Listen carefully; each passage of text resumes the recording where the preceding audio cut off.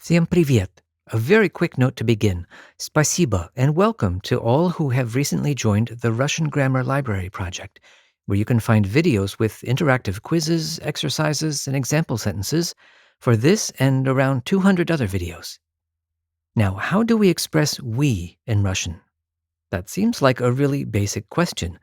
Мы. And when we take cases into account, there are a few more forms. Нас, нам, нас, nami, nas. But there is another way that might seem odd at first, but it's actually really common. Мы с тобой.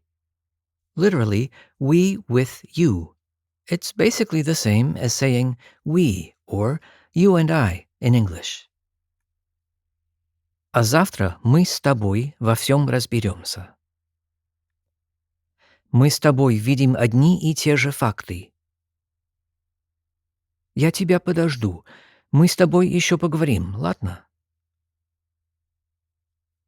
Of course, using тобой, the instrumental of ты, expresses an informal or a familiar relationship.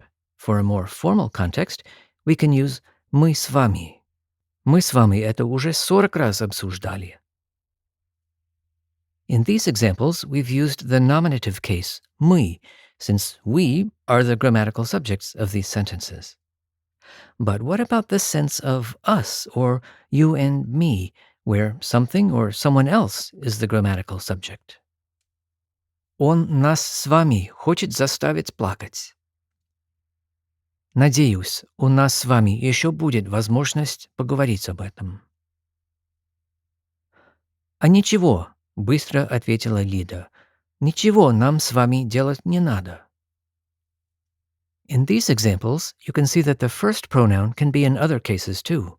Accusative in нас с вами, the genitive after the preposition у нас с вами, and the dative in this impersonal sentence, нам с вами.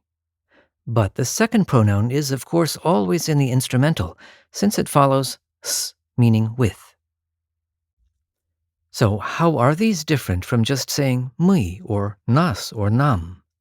I'd say it's much like the difference in English between we and you and I. That is, often you could use either one. Now, some languages, like Hawaiian, do have different pronouns that either include or exclude the person being spoken to. Russian мы and English we don't really make that distinction.